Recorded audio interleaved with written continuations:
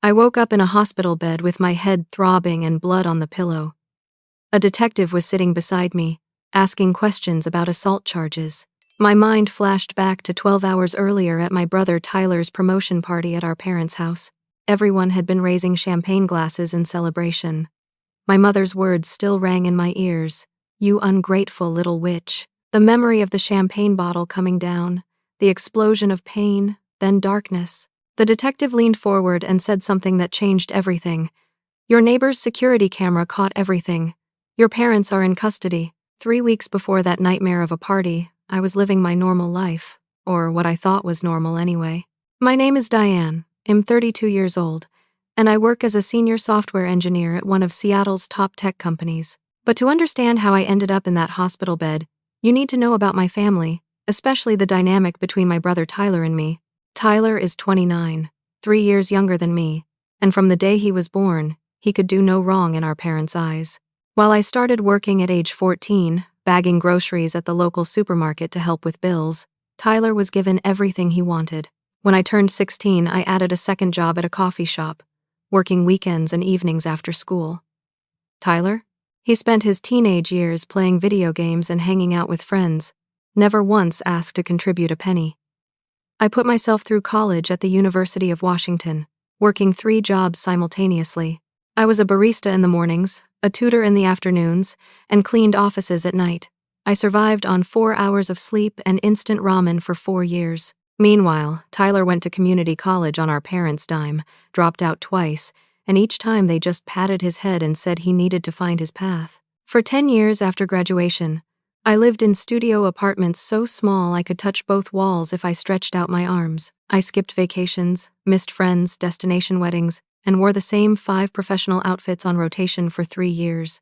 Every spare dollar went into my savings account. Why? Because I had a dream of owning my own place, of having something that was truly mine, something no one could take away from me. Last year, that dream became reality. I bought a $760,000 condo in Seattle's Capitol Hill neighborhood, 2 bedrooms, 2 bathrooms, with a view of the Space Needle from my living room window. The day I got those keys was the proudest moment of my life. I had done it entirely on my own, without a penny from my parents, without a co-signer, without help from anyone except my best friend Jennifer, who happened to be a real estate attorney and helped me navigate the paperwork. Tyler, on the other hand, still lived in our parents' basement in Bellevue. Had been unemployed for 2 years, claiming he was finding himself and working on a startup idea that never materialized. Our parents paid for his car insurance, his cell phone, his designer clothes, and even his gym membership. They cooked his meals, did his laundry, and made excuses for him to anyone who asked why a nearly 30-year-old man was still living at home. The thing that really got me, though, was discovering Tyler had been lying to everyone for 6 months. Had been telling our parents, our relatives, and anyone who would listen that Head landed a job as a product manager at a hot tech startup called Innovate Tech. Every morning, Head put on a suit, grab a briefcase our dad bought him, and leave the house at 8 sharp. Our parents were so proud, bragging to all their friends about Tyler's success. But here's where it gets interesting. My friend Sarah works in human resources at Innovate Tech. One day over lunch, I mentioned how proud I was that Tyler had finally gotten his act together and joined her company. Sarah looked at me like I'd grown a second head. "Tyler Morrison?" she asked, pulling up her employee database on her phone. "I've never heard of him, and I personally onboard every new hire." My stomach dropped. Sarah double-checked, even called her colleague to make sure there wasn't some mistake. There wasn't. Tyler had never worked there, had never even applied. That evening, I did some investigating. I followed Tyler one morning, keeping my distance in my car. Instead of going to Innovate Tech's offices in South Lake Union, he went to a coffee shop in Fremont, ordered a latte, and spent the entire day on his laptop, occasionally taking selfies in his suit to post on LinkedIn with captions about crushing it at the office and living that startup life. But the real kicker? Had been creating fake pay stubs. I found this out when I was visiting my parents and saw one on their kitchen counter. It was sophisticated, I'll give him that, complete with the company logo and everything. Had been showing these to our parents as proof of his success, and they'd been eating it up, telling everyone about their son, the tech executive. My boyfriend Marcus, who's a prosecutor for King County, had been warning me about my family's toxic dynamics for the 2 years we'd been dating. Dianne, he'd say, this isn't normal. The way they treat you versus Tyler, it's emotional abuse. But I always made excuses, said it was just how families were, that they loved us both in their own way. Jennifer, my best friend since college, was more blunt. Your family is using you, she said one night over wine. They've been using you since you were 14 years old. And now that you have something valuable, watch how quickly they try to take it from you. I thought she was being dramatic. I should have listened. The first sign of trouble came 3 days after I discovered Tyler's lie about the job. I was debating whether to tell my parents when my phone rang. It was my mother, using her sweet voice, the one she only used when she wanted something. Dianne, sweetheart, she cooed, we're having a special family dinner this Sunday. You simply must come. It's important. I should have known then that something was up. My mother, Patricia Morrison, only called me sweetheart when she was setting a trap. That Sunday, I drove to my parents' house in Bellevue, a modest 3-bedroom rambler they'd lived in for 30 years. Marcus had offered to come with me, but I told him it was just family dinner, nothing special. Looking back, I wish I'd brought him along as a witness to what was about to unfold. The moment I walked in, I could feel the energy in the room. My parents were practically vibrating with excitement. Tyler was there, wearing one of his suits, that smug smile on his face that I'd learned to recognize as trouble. My father, Robert Morrison, was opening a bottle of wine, the good stuff they usually saved for holidays. Sit, my mother said, ushering me to the dining room where Shed set the table with her best china. We have wonderful news to share. They served pot roast, my childhood favorite, which should have been my second warning sign. My mother only made pot roast when she was about to ask for something big or deliver bad news wrapped in comfort food. Finally, after we'd eaten and the wine was flowing, my father cleared his throat. We wanted you to be the first to know, he said, beaming at Tyler. Your brother has been promoted to senior manager at Innovate Tech. 6 months into the job and they're already recognizing his talent.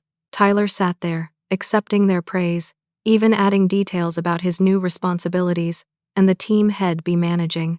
I sat frozen, my fork halfway to my mouth, watching this elaborate lie unfold. The fake promotion for a fake job he never had. We're so proud. My mother gushed. So proud that we're throwing him a party next Saturday. Everyone will be there. The Johnsons, the Patels, Aunt Martha and Uncle George, all the cousins. We've rented a tent for the backyard and hired a caterer. That's great, I managed to say, my mind racing. Should I expose him now? Should I wait? Of course, with this new position. My father continued. Tyler will need to upgrade his living situation. A senior manager can't be living in his parents' basement. It doesn't look professional, and there it was. The trap Jennifer had predicted. We were thinking, my mother said, her eyes locked on mine. As family, we all need to support each other. Remember how we sacrificed so much for you kids? How we always made sure you had what you needed? I almost laughed. What sacrifices?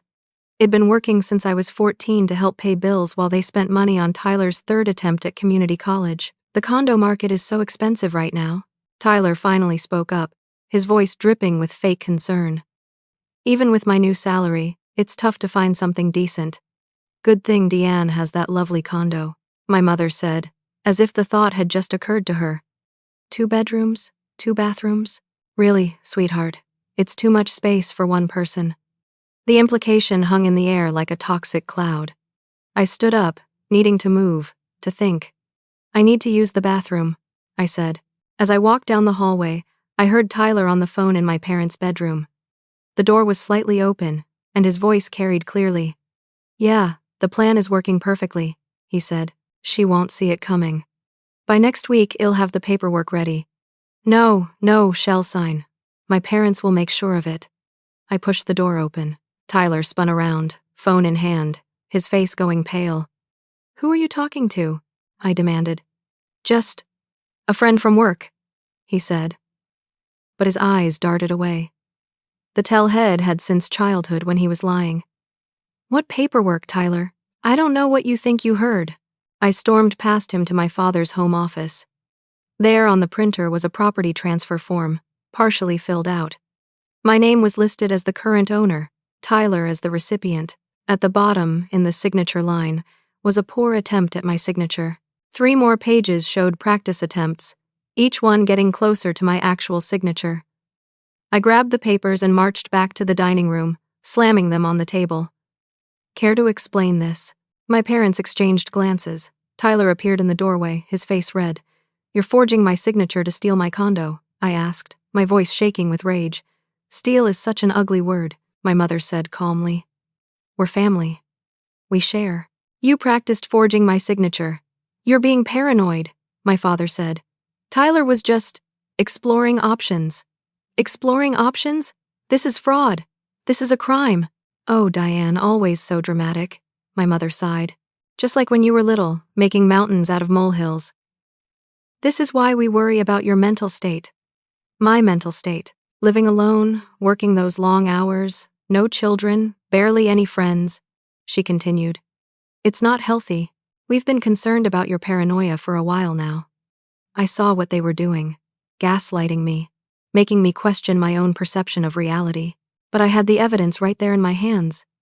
You're jealous, Tyler said, finding his courage.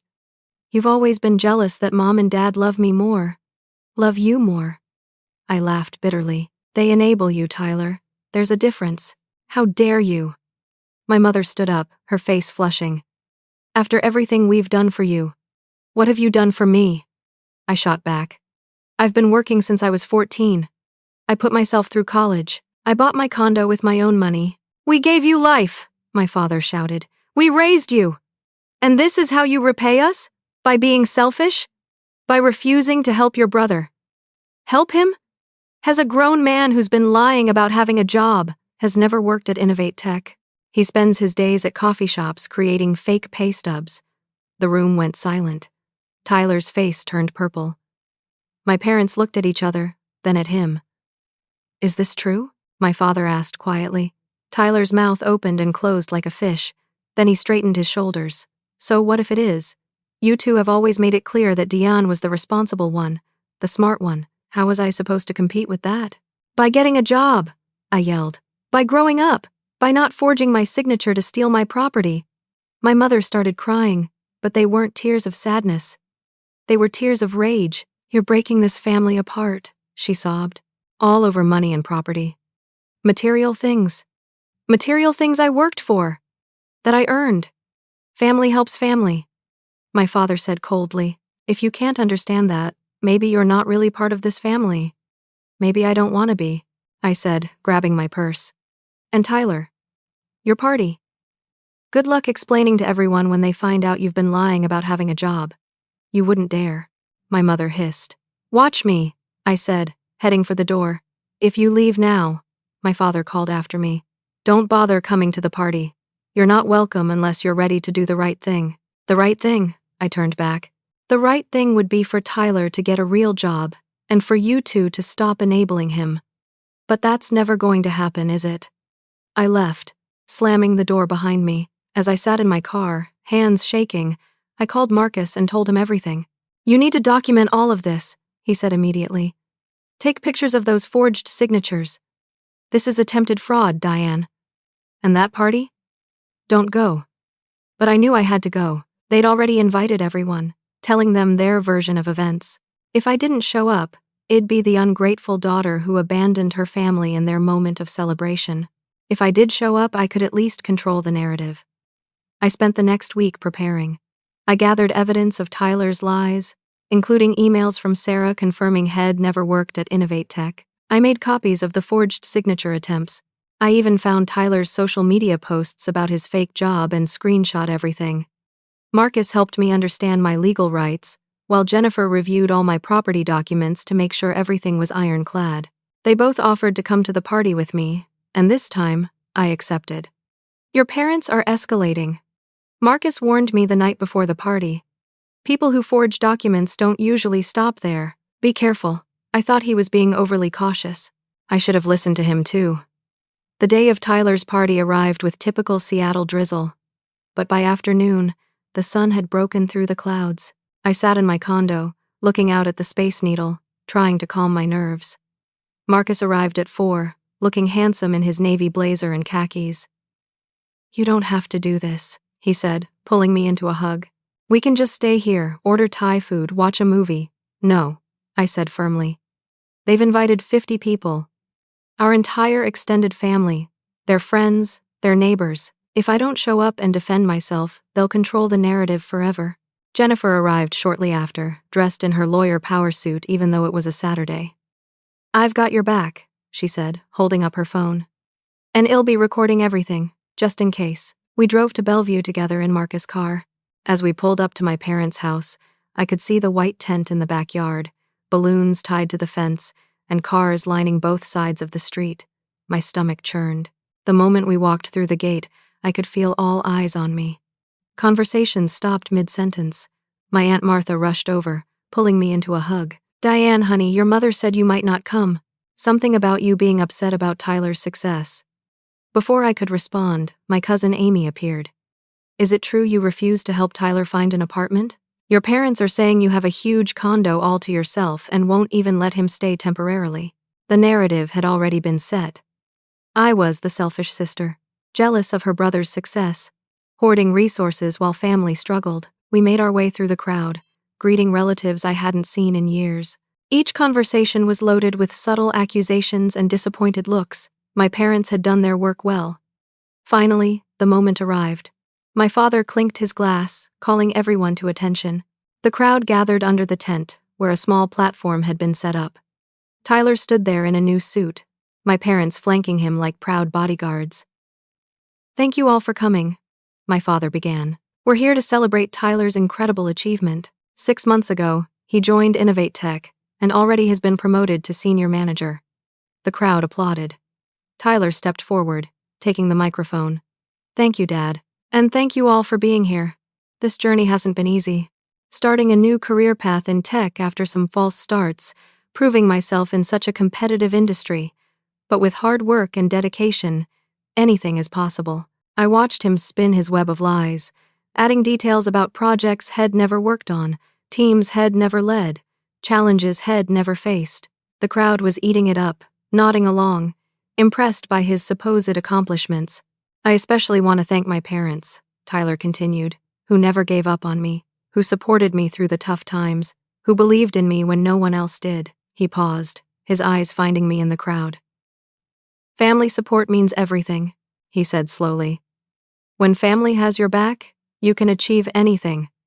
When they don't," he shrugged, letting the implication hang. My mother took the microphone next. She'd clearly been drinking already, her words slightly slurred but her message clear. "We're so proud of Tyler," she said, dabbing at her eyes. "Has overcome so much, and now with this new position he needs to present himself properly. A senior manager needs a suitable home, a place to entertain clients, to show his success." She turned to look directly at me. "Dianne," she said, her voice carrying across the silent crowd.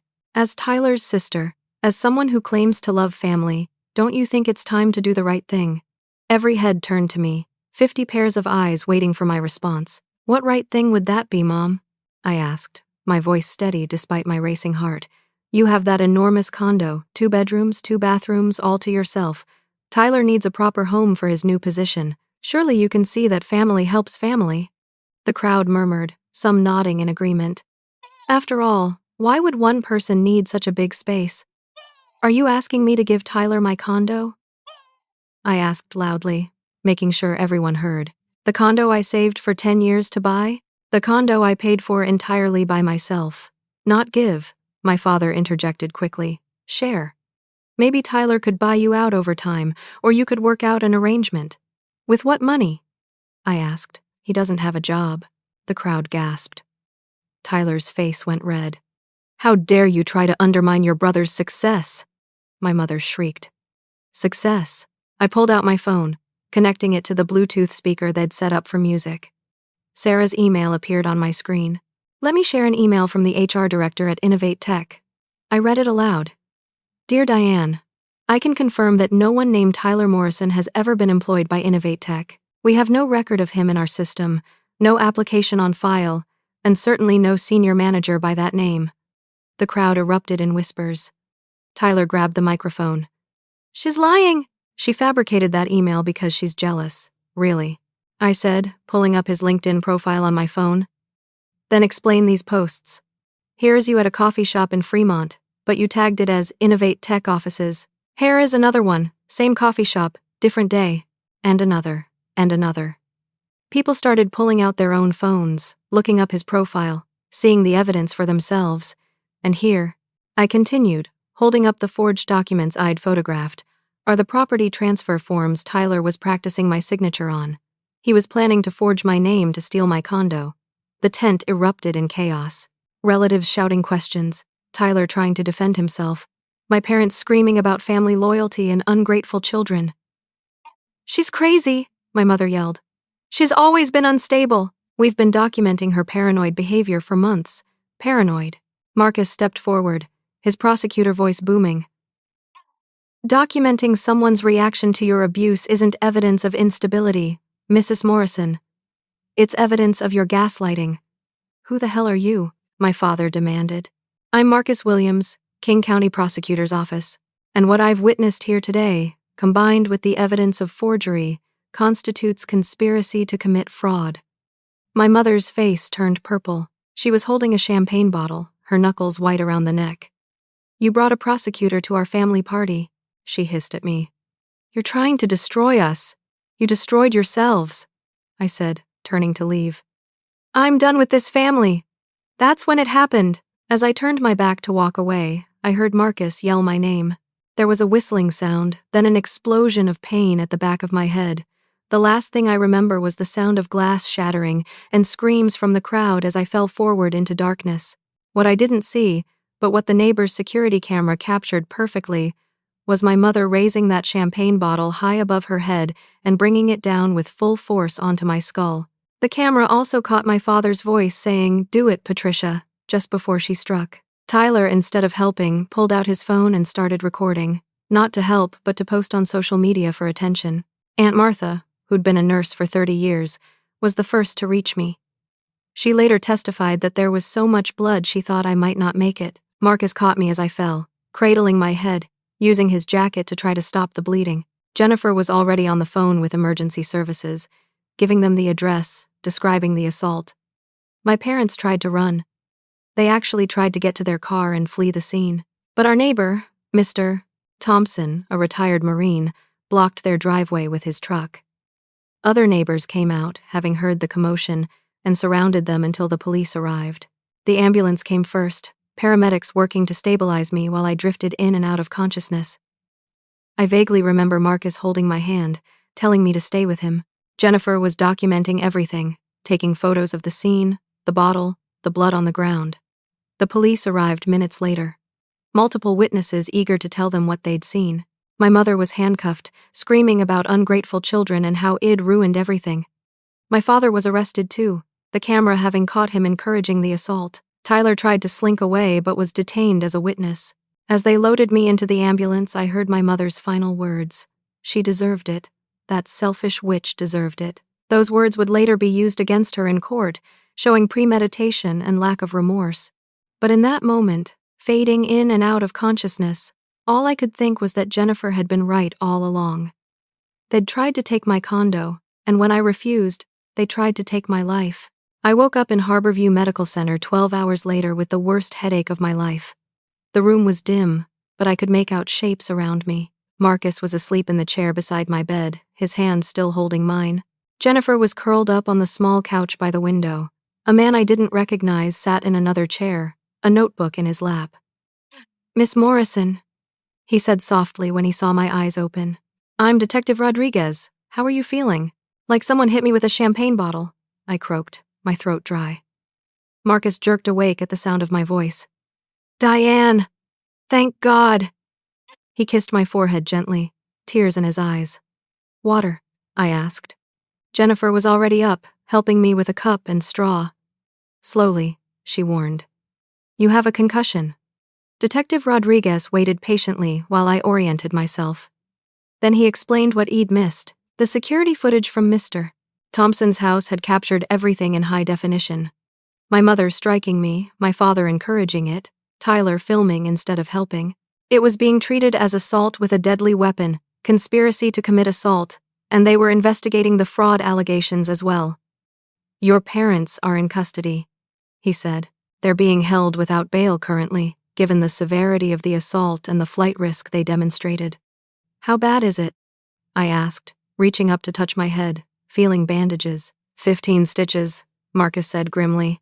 Severe concussion, temporary hearing loss in your left ear, possible traumatic brain injury that they're still evaluating. The doctor said you were lucky, Jennifer added. A few inches to the left and… She couldn't finish the sentence. A nurse came in then, checking my vitals, adjusting my IV. Good to see you awake, she said warmly. You've had quite a parade of visitors. We've had to turn most of them away, but your cousin has been particularly insistent. Amy. That's the one. She says she has important information for you. I looked at Detective Rodriguez. Can she come in? He nodded. Actually, I'd like to hear what she has to say too.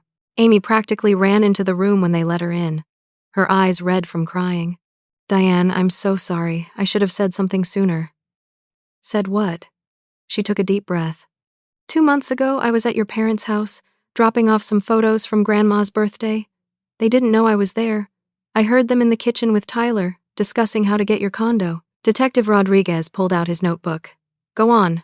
Your mom said they'd tried to add themselves to your property title but couldn't without your signature.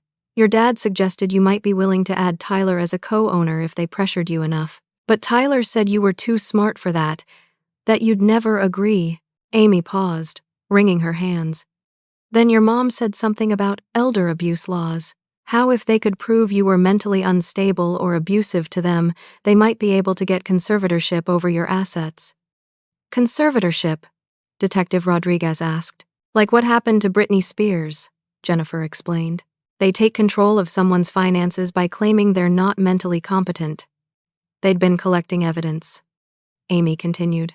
Taking photos of your apartment when it was messy, recording conversations where you sounded stressed or upset, keeping a log of times you couldn't visit them because of work. They were building a case that you were unstable. I felt sick. The depth of their betrayal was staggering. There's more, Amy said quietly. I heard Tyler on the phone last week with someone named Derek. He owes him $50,000, something about gambling debts and some very dangerous people being involved. He was promising he'd have the money soon, that his sister had property worth over $700,000. Marcus and Detective Rodriguez exchanged glances. Well, need you to make a formal statement, the detective said to Amy. After Amy left, the detective continued his questions, but a knock on the door interrupted us. A woman in a suit entered, introducing herself as Agent Sarah Coleman from the FBI. FBI, I asked, confused. The forgery of your signature, the attempt to fraudulently transfer property worth over $500,000, the interstate commerce implications. It falls under federal jurisdiction, she explained. We've been investigating your brother for other matters as well. Other matters.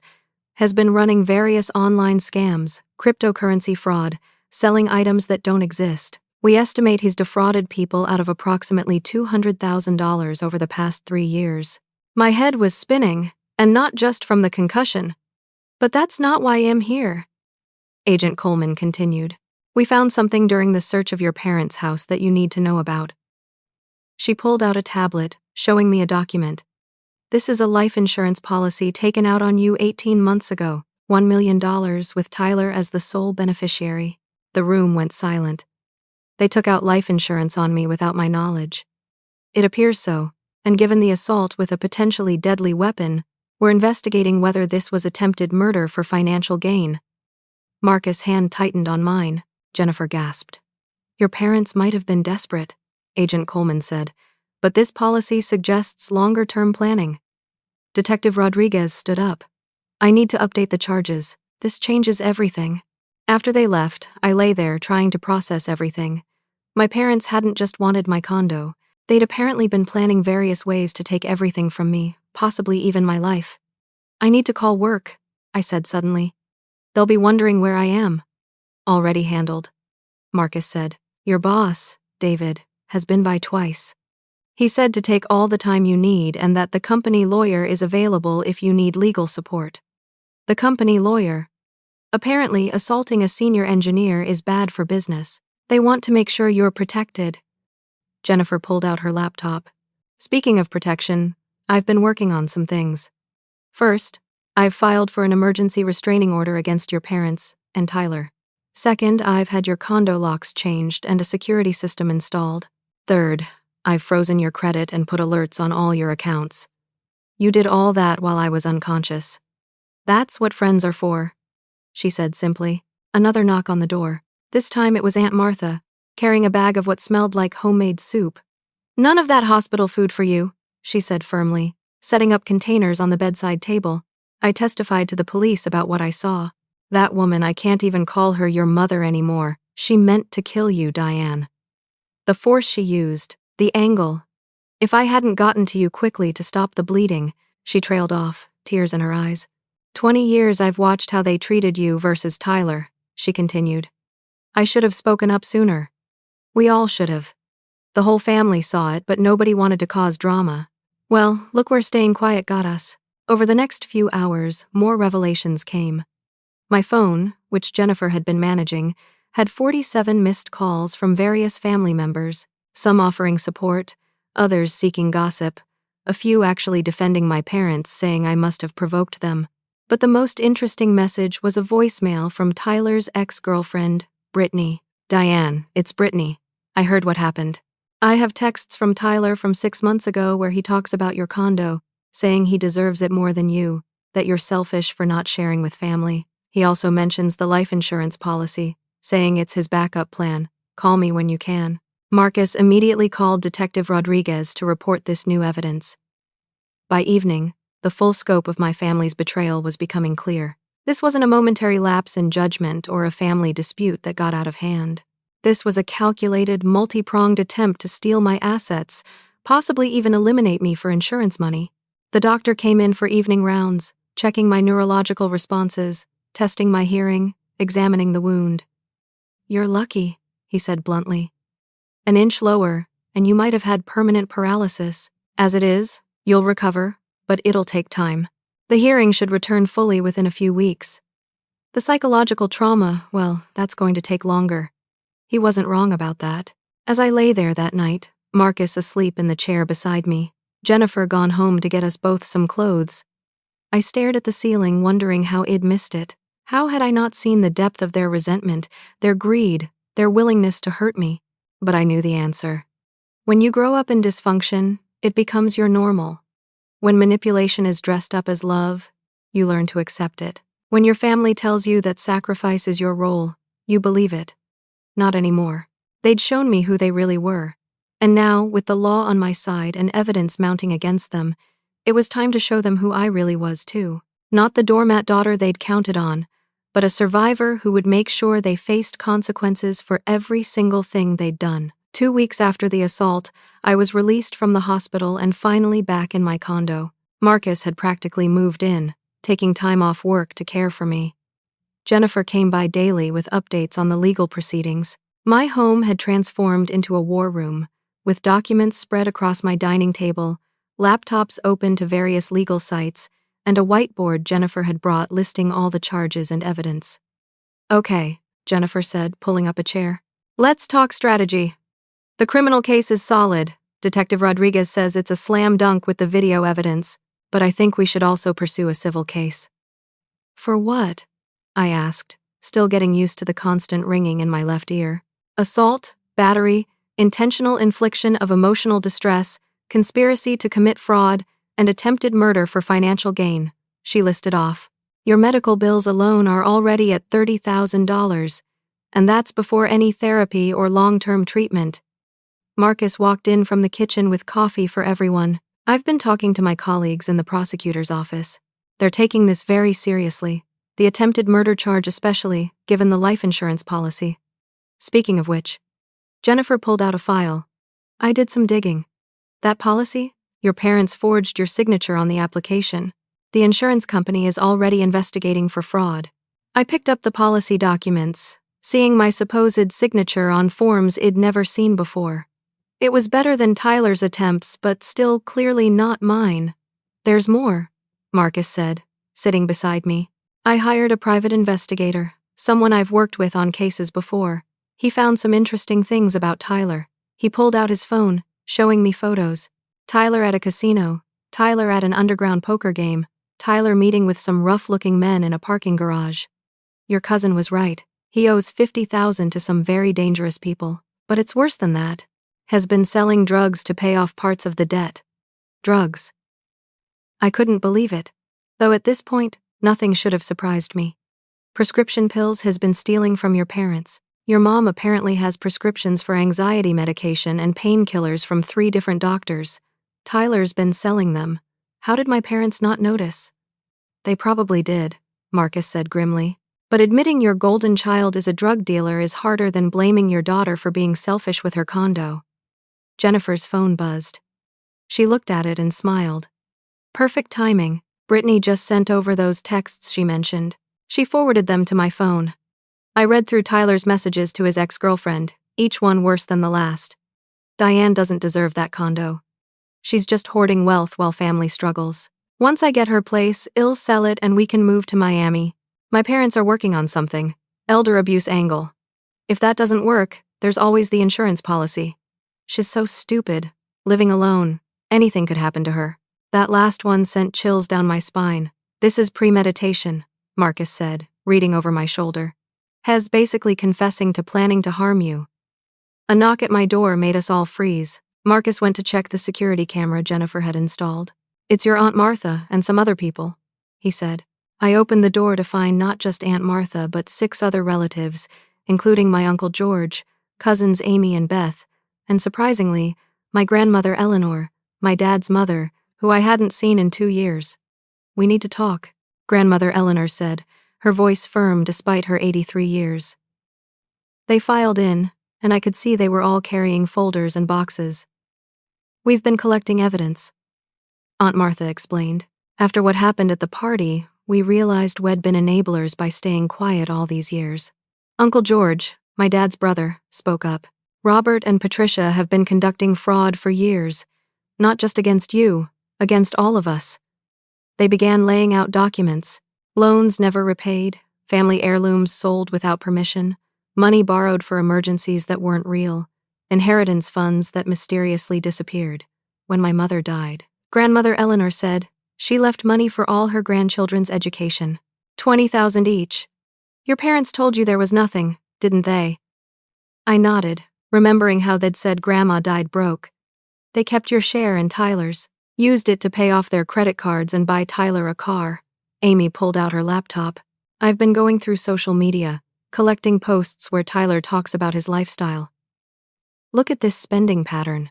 Designer clothes, expensive dinners, vacation trips, all while supposedly unemployed. And this, Beth added, showing her phone. I matched his posts to dates. Every time he posts about a big purchase, it's within days of when your parents borrowed money from various family members for emergencies. The pattern was clear. My parents had been funding Tyler's lifestyle by scamming our extended family, all while demanding I sacrifice my hard-earned assets for family. There's something else, Grandmother Eleanor said quietly. I've been keeping a secret, but I think it's time you knew. Your parents remortgaged their house 3 times. The last time was 6 months ago. They told the bank Tyler had a high-paying tech job and used his fake pay stubs as proof of additional household income. That's mortgage fraud, Jennifer said immediately. That's federal. They're going to lose the house, Grandmother Eleanor continued. They can't make the payments without Tyler's supposed income. I sat back, overwhelmed. The house of cards was collapsing, and my parents had built it themselves. We want to help, Uncle George said. Well, testify about the pattern of fraud. Well, provide all this evidence. Robert is my brother, but what they did to you is unforgivable. After they left, having copied all their evidence for our files, Marcus got a call from Detective Rodriguez. You need to hear this, Marcus said, putting it on speaker. Miss Morrison, we executed a search warrant on your brother's devices. We found something significant. Has been running an online scam selling fake cryptocurrency investments.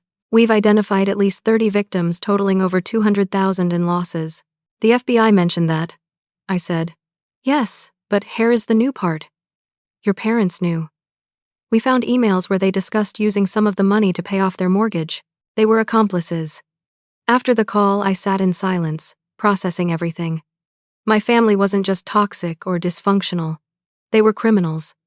And I'd been their target all along. You know what the sick part is, I said finally. If they'd just asked for help, really asked without manipulation or threats, I might have helped them. A loan, co-signing something, whatever. But they didn't want help. They wanted to take everything. Marcus pulled me close. They saw your success as something they were entitled to, not something you earned. Jennifer stood up, determination in her eyes. Well, they're about to learn what you're really entitled to. Justice. And we're going to make sure you get every penny's worth. Over the next few days, we built our case methodically. Jennifer worked on the civil suit while Marcus coordinated with the prosecutor's office on the criminal charges. I focused on healing and providing statements and evidence. The private investigator Marcus hired brought more disturbing news. Head found Tyler meeting with a known loan shark, someone associated with organized crime in the International District. The conversation, captured from a distance, suggested Tyler had promised his creditor's head have significant money soon from his sister's property. He essentially put a target on your back, the investigator explained. These people don't care how they get their money. This led to additional charges of conspiracy to commit extortion and potential racketeering charges. Meanwhile, Mrs. Chen, my neighbor in the condo, came forward with Ring doorbell footage from 3 months prior showing my parents trying to get into my unit while I was at work, testing different keys and eventually giving up when the building manager approached them. I should have said something then, she apologized. But I thought maybe you'd given them permission. Every day brought new evidence, new betrayals uncovered, new depths to their deception. But also every day brought new allies, people stepping forward to support me and share their own experiences with my family's manipulation. The local news picked up the story after someone leaked the video of the assault. Local woman assaulted by mother over property dispute ran the headline, though it barely scratched the surface of what had really happened. My phone blew up with messages from colleagues, college friends, even high school classmates expressing shock and support. My boss, David, called personally. Dianne, I want you to know the company is behind you completely. We've seen the news. If you need extended leave, it's yours. If you need legal resources beyond what your friend is providing, our corporate counsel is available. Thank you, I said, touched by the support. Also, he continued, I'm promoting you to Director of Engineering. This was planned before the incident, but I wanted you to know your professional life is secure and thriving. Don't let them take that from you too. A promotion in the middle of all this chaos, it felt surreal, but also like a validation that I was more than my toxic family's victim. I was a professional, a success, a survivor. That evening, as we prepared for the preliminary hearing scheduled for the next day, I looked around my condo at the evidence of my life, my degrees on the wall, photos with real friends, awards from work, the view I'd dreamed of for so long. They'd tried to take it all, but instead they'd lost everything. And tomorrow, the legal system would begin making that loss official. The courthouse in downtown Seattle was packed on the morning of the preliminary hearing. Word had spread through our extended family and community, and it seemed everyone wanted to witness what would happen to Patricia and Robert Morrison. The respectable suburban couple who'd smashed a champagne bottle over their daughter's head. I sat in the prosecutor's section with Marcus beside me, his hand steady on mine. Jennifer was in the row behind us, along with Aunt Martha, Uncle George, and Grandmother Eleanor. The rest of our supporters filled the public seats. On the other side, my parents sat with their court-appointed attorneys, looking smaller and older than I'd ever seen them. Tyler was nowhere to be seen, until the bailiff brought him in wearing orange jail coveralls and handcuffs. Had been arrested 2 days prior on the fraud charges, drug distribution, and conspiracy charges. No one had posted his bail. The prosecutor, Ada Catherine Chen, was someone Marcus knew well and respected. She'd taken personal interest in the case after seeing the evidence. Your Honor, she began. What we have here is not a simple family dispute that got out of hand. This is a calculated pattern of fraud, conspiracy, and attempted murder motivated by greed. She presented the video of the assault first. The courtroom gasped collectively as they watched my mother raise the champagne bottle and bring it down on my head with vicious force. The audio was clear too, my father's voice saying, "Do it, Patricia," just before the strike. Then came the evidence of fraud, the forged signatures, The fake pay stubs, the mortgage fraud documents, email after email showing my parents and Tyler planning to take my assets through various means. The life insurance policy was the crescendo, showing long-term planning for financial gain from my potential death. My parents' lawyer tried to argue for diminished capacity, claiming emotional distress and mental health issues. Then something unexpected happened. Tyler stood up. "Your Honor, I'd like to make a statement." His lawyer tried to stop him, but Tyler shook him off. "I want to make a deal," he said. "I'll testify against them in exchange for reduced charges." The courtroom erupted. My mother's face went from pale to bright red. "You ungrateful little bastard," she screamed at Tyler. "After everything we did for you. Order." The judge banged his gavel. Tyler was allowed to continue, and what came out of his mouth shocked even me. "The assault wasn't spontaneous," he said. "My parents had been talking about hurting Dianne for weeks if she didn't give up the condo. Mom said if Dianne had an accident, the life insurance would pay out and solve all our problems." "You lying piece of trash," my father yelled, trying to stand before the bailiff pushed him back down. "I have recordings," Tyler continued, pulling out a USB drive his lawyer handed to the judge. "I recorded our conversations because I was getting scared of how far they were willing to go." The prosecutor requested a recess to review this new evidence. As we filed out, Tyler caught my eye. There was no remorse there, just calculation. He was trying to save himself by throwing our parents under the bus. During the recess, Marcus and I listened to the recordings with the prosecutor. They were damning. My mother's voice clearly discussing accident scenarios. My father suggesting they could push me downstairs and make it look like a fall. Tyler laughing along, adding suggestions. "Why did you record these?" the prosecutor asked Tyler in the conference room. "Insurance," he said simply. "In case they tried to pin everything on me. But you were part of it," I said, speaking to him for the first time since the assault. "I just wanted money to pay my debts," he said, as if that excused everything. "I didn't think they'd actually try to kill you." When court resumed, the prosecutor played the recordings. The courtroom was silent except for my mother's voice on the tape saying, "If she dies in an accident, we get $1 million. That solves every problem we have." My father's voice responded, "It would have to look real. No suspicion." Then Tyler, "What about making it look like a break-in gone wrong? Her living alone and all." I felt sick. Marcus squeezed my hand tighter. The judge had heard enough for the preliminary hearing. "There is more than sufficient evidence to proceed to trial on all charges, including attempted murder in the first degree." But then my parents' lawyer stood up. "Your Honor, my clients would like to change their plea." My mother started sobbing. "We're guilty, okay? We did it all. But she drove us to it. Living in luxury while we struggled, never helping family, always thinking she was better than us." "Patricia, stop talking," her lawyer begged. But she was on a roll now, years of resentment pouring out. From the day she was born, Little Miss Perfect.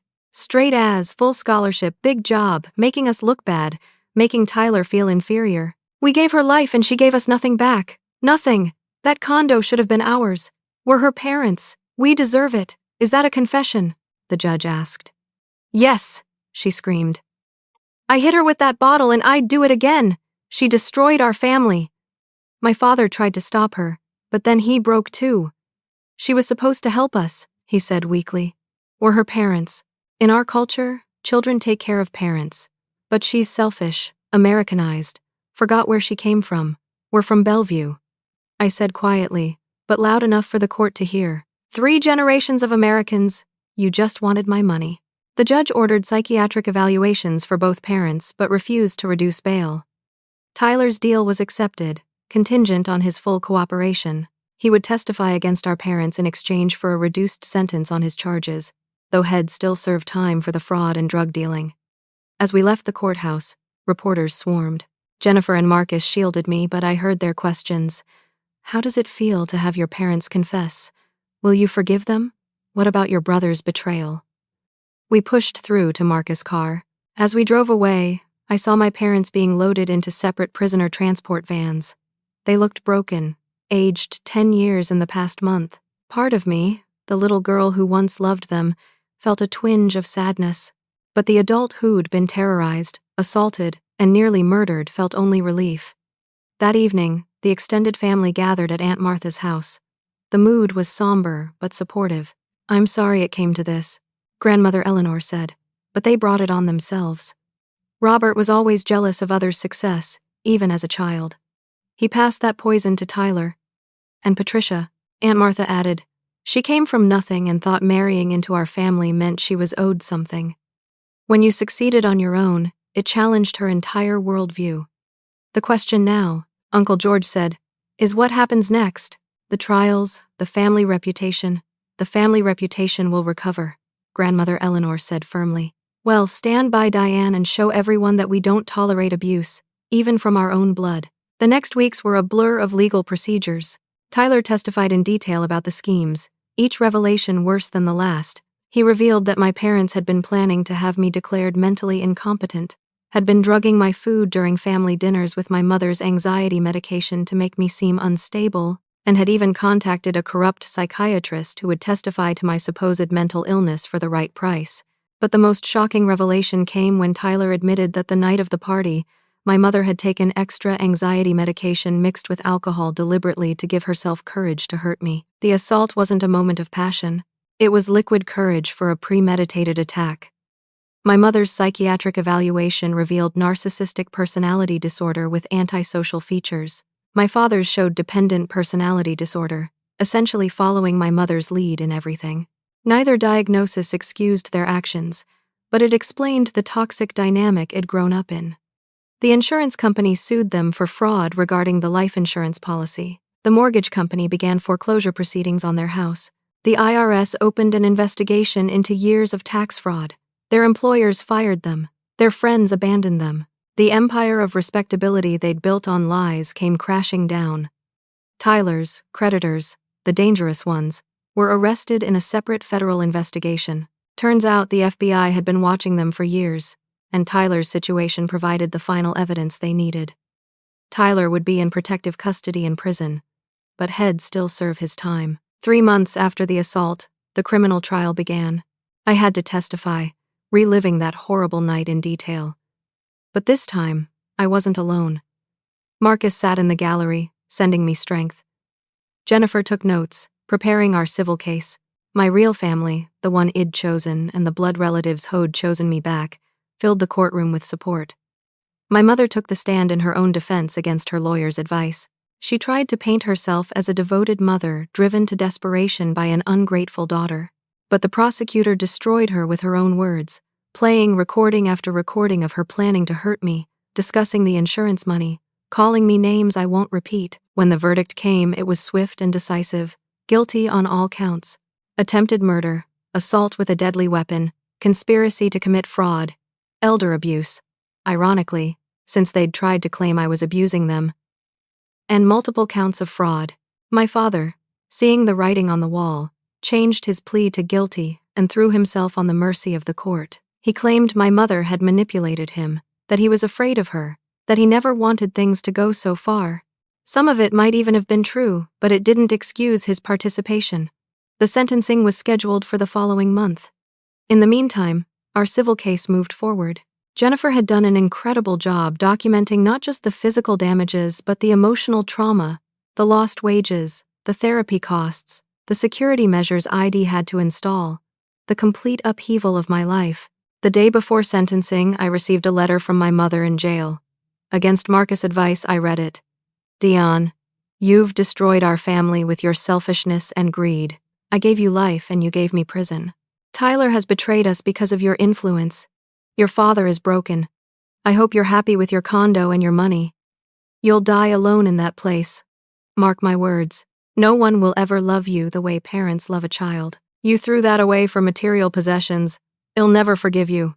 Patricia, even facing years in prison, she couldn't admit fault. She couldn't see that shed destroyed the family, not me. That letter went straight into the evidence file for our civil case, showing her complete lack of remorse. The sentencing day arrived with Seattle's typical February rain, but inside the courthouse, there was electricity in the air. The gallery was packed not just with family and friends, but with media following what had become a cautionary tale about toxic family dynamics and greed. I sat between Marcus and Jennifer, wearing the navy suit I'd bought with my first promotion bonus years ago. It felt like armor, reminding me of everything I'd achieved on my own. Across the courtroom, my parents sat in their jail uniforms. They looked hollow, like all the venom and hatred that had sustained them for years had finally been drained. Judge Patricia Yamamoto, known for her tough but fair sentences, reviewed the case summary before pronouncing judgment. "Mrs. Patricia Morrison," she began, "you have been found guilty of attempted murder in the first degree, assault with a deadly weapon, conspiracy to commit fraud, and 6 counts of fraud. The evidence shows a pattern of escalating criminal behavior motivated by greed and narcissistic rage. You showed no remorse during trial, and your letter to your daughter demonstrates you still refuse to accept responsibility." My mother stood, her lawyer beside her. "I sentence you to 15 years in state prison, with possibility of parole after 10 years contingent on completing anger management and psychological treatment. Upon release, you will serve 5 years probation and are ordered to have no contact with the victim." My mother collapsed into her chair, sobbing. But they weren't tears of remorse. They were tears of rage at facing consequences. "Mr. Robert Morrison," the judge continued, "you pled guilty to conspiracy to commit assault, conspiracy to commit fraud, and 4 counts of fraud. While you claim to have been under your wife's influence, you were a willing participant who encouraged the assault and actively participated in the fraud schemes." My father stood on shaking legs. "I sentence you to 8 years in state prison, with possibility of parole after 5 years. Upon release, you will serve 3 years probation and are similarly ordered to have no contact with the victim." He nodded, seeming almost relieved it was over. Tyler had been sentenced the previous week to 5 years for fraud and drug distribution, with 3 years suspended contingent on completing rehabilitation and testifying truthfully in our parents' trial. Head served 2 years, then probation. The relatively light sentence reflected his cooperation, though the judge made clear it wasn't forgiveness for his crimes. After the criminal sentencing, we had a brief recess before the civil case judgment. Jennifer had pursued the case aggressively, and the defendants hadn't been able to mount much defense from jail. When court resumed, Judge Yamamoto delivered the civil verdict. The court finds in favor of the plaintiff, Dianne Morrison, and awards compensatory damages of $1.2 million for medical expenses, lost wages, pain and suffering, and ongoing psychological treatment needs. Additionally, the court awards punitive damages of $1.5 million for a total judgment of $2.7 million. The amount took my breath away. Jennifer squeezed my hand, a small smile on her face. "Furthermore," the judge continued, "any assets in the defendants' names will be liquidated to pay this judgment. This includes the family home, vehicles, retirement accounts, and any other properties or valuables. The house they'd mortgaged 3 times to fund Tyler's lifestyle would be sold. The retirement accounts they'd hidden would be drained.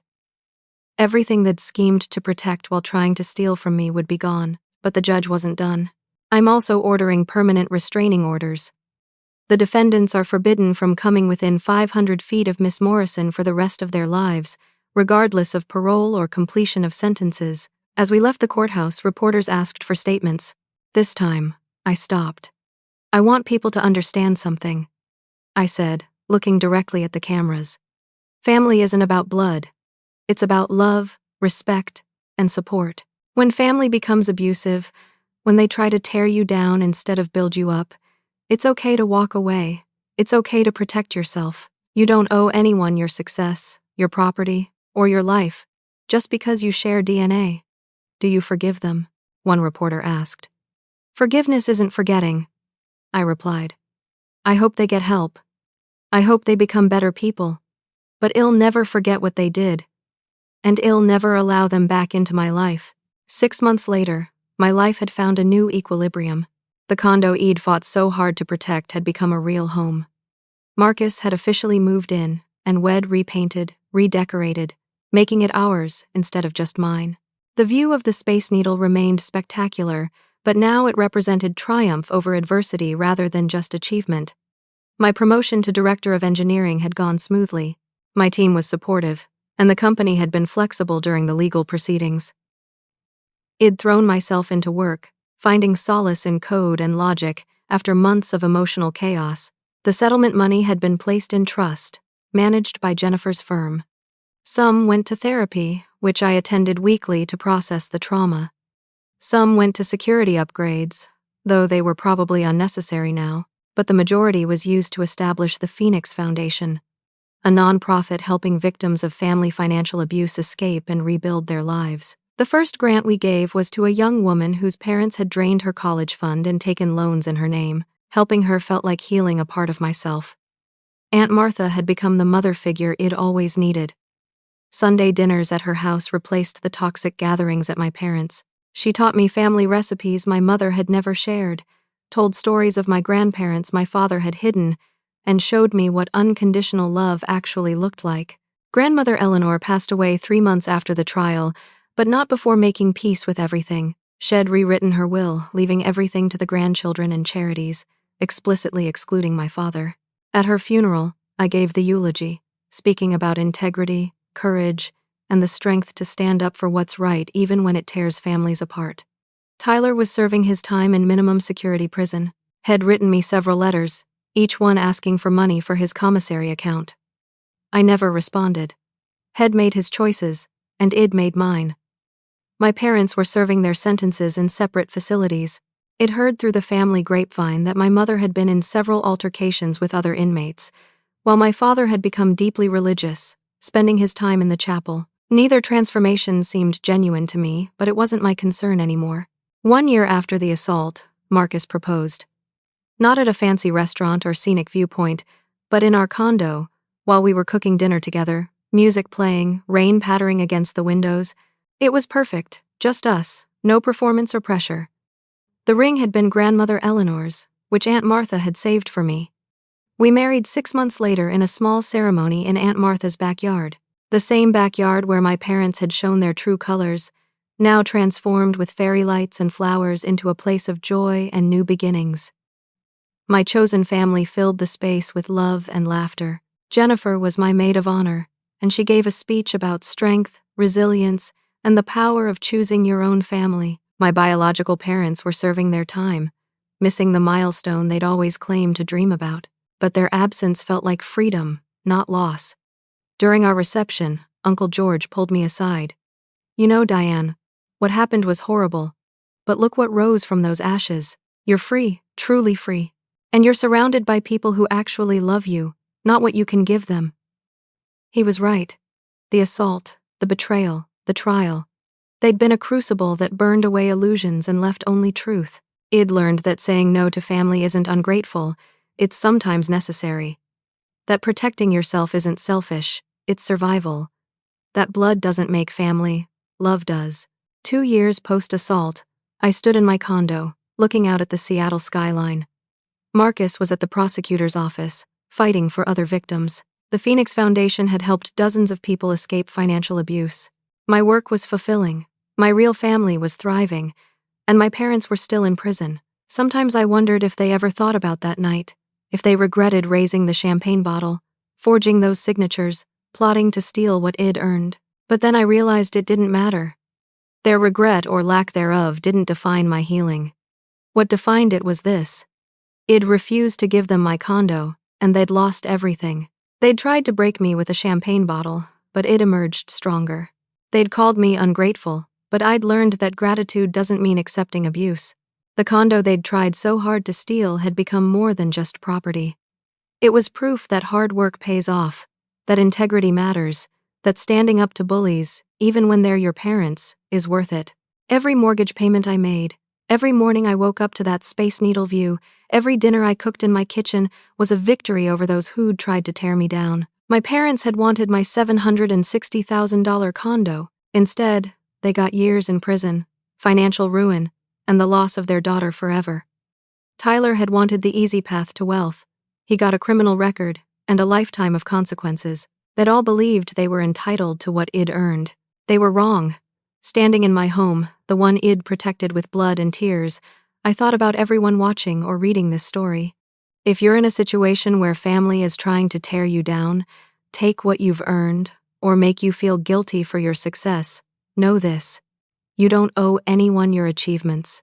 You don't have to sacrifice your well-being for people who wouldn't sacrifice anything for you. Blood doesn't give anyone the right to abuse you. Sometimes the greatest gift you can give yourself is the strength to say no. Sometimes the most important family is the one you choose, And sometimes, when toxic people show you who they really are through violence, the only response is to believe them, protect yourself, and never look back. My parents called me ungrateful. Then they smashed a champagne bottle over my head at my brother's party. They lost far more than a condo.